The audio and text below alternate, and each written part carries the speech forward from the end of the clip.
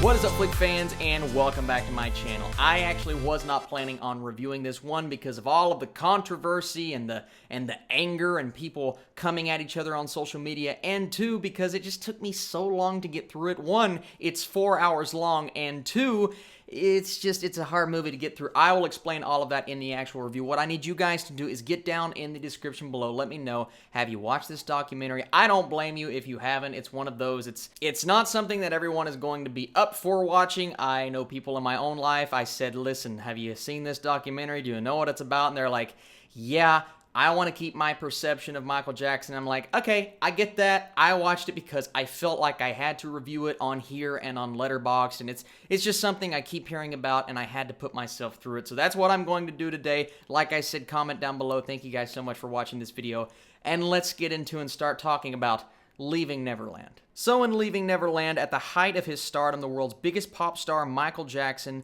began long-running relationships with two boys aged 7 and 10 and their families. They now allege that he sexually abused them. That's right, if you clicked on this video, if you're a subscriber of mine and you had no clue what this film was about, that's it. That's the premise. That's why my reservations are so high. It's going to be difficult to talk about how I feel about this film without hitting on the actual story, because for me, a documentary has to do two things for me to either say that it's really good or enjoy it, because in this case, in the case of this film, it's not going to be in my top 10 movies of the year. I kind of want to forget that I ever saw it, because I did have to pause this film and take long, lengthy breaks in between it. Yes, it is long, but there's also some stuff in here that made me feel so uncomfortable, and I've never had that feeling watching a movie before. It doesn't matter how gory you get or crazy. If it is fiction, I know it is fiction. I know it's not real. I can turn my brain off or turn my brain on and pay attention to the filmmaking and what I feel about a movie that is not a documentary. But when it comes to a documentary, these are true stories. Something like Three Identical Strangers and Won't You Be My Neighbor, two documentaries I love that came out last year. Two very different stories, but two stories that I gravitated towards because they were so interesting. One made me feel really good.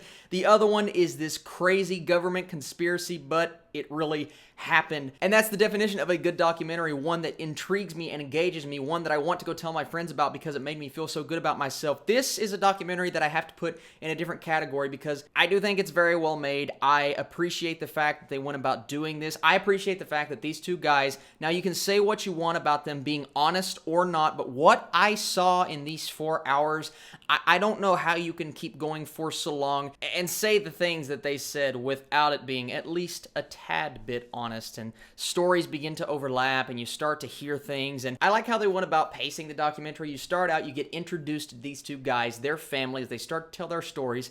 And my favorite part about this movie, or both films really, is how the score comes in, right? A lot of the times when you're watching a documentary, you don't think about the music, but the music swells up and it gets really happy every time they mention their first interactions with Michael Jackson, because these kids, one of them didn't really love Michael Jackson as much as the other one, but they both grew to love him because he was such a big influence on their lives and many people's lives. Of course, there are hardcore fans, diehard fans of Michael Jackson, fans that are on the internet right now and cussing people out and cursing at people for defaming his name. And listen, I don't like getting into the politics of everything and giving my personal opinion, but from watching this documentary, what I saw, I have to be on the side of these two gentlemen. Now, if something comes out from the other side, and that's one detriment I'll put on this documentary, it really is one-sided. That is what it's all about, so I have to judge it on those standards. From that point of view, it was very well made, but it is very one-sided. You do not get both sides of the story, but that one side, for me, I don't know how you do not believe their stories unless they're the greatest actors that the world has ever seen.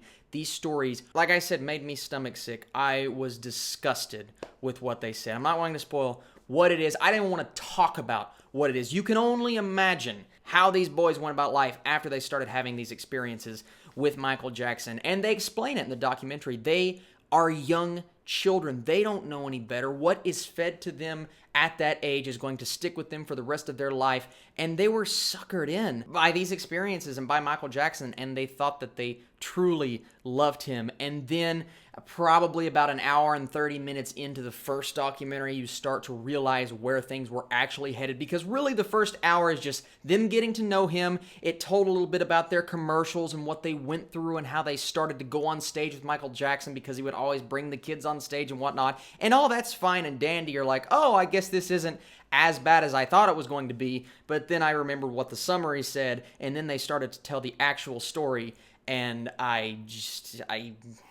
it's just so hard to talk about this. I don't know why I put this on myself. I don't know why I sat down to do this review, but I wanted to give you guys my thoughts, because I will say, as disgusting and nasty as the entire thing is, and I finally got through the 4 hours after literally days of trying to watch this documentary and get through this documentary. It takes you a while, but at the end of the day, I am semi-glad that I watched it, even though it's not something that I'm going to put at my favorites of 2019. Definitely not going to be in my top 10 movies, my top 10 favorite movies of the year, because this is not a favorite of mine. This is a film that I never want to touch or watch again or really think about, because of everything that this proposed that he did to these children. It is disgusting. And you're talking to a guy, I love the music from Michael Jackson. I really do. I've always been a fan of him as a performer, but I am not. After seeing this, I am not a fan of his as a person. And that's not me saying, oh, everything in here is fact. It's 100%. But what I saw from this documentary, that is the only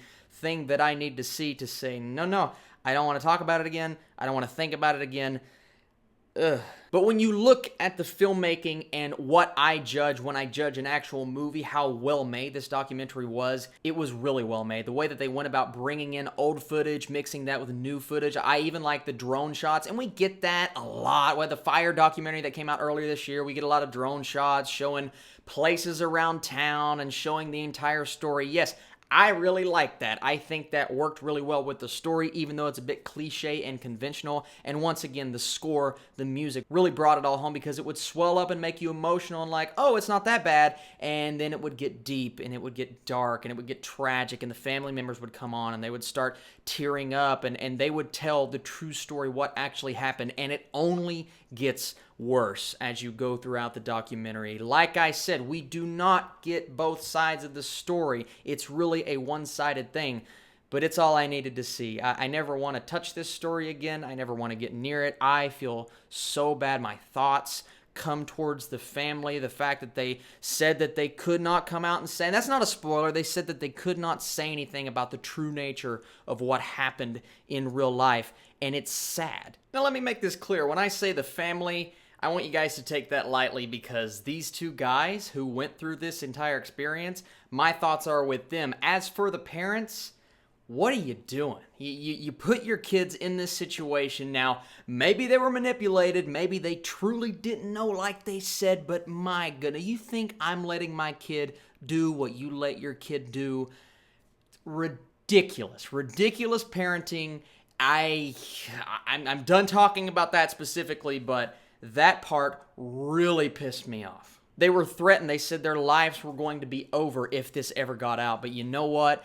It's out. It's happened. The documentary is here. The filmmaking was really good. I love the way it was shot. The documentary itself is awesome. It's just not one I'm going to ever revisit. And because of all of those things, I am going to give this a high score. I'm going to give it an 82%. Super well made. And I think that 18% that is lacking in my score is just me saying it is a bit one-sided. I acknowledge that. And even though I will not think of this when I'm thinking back on 2019, oh, what was the best documentary I saw this year?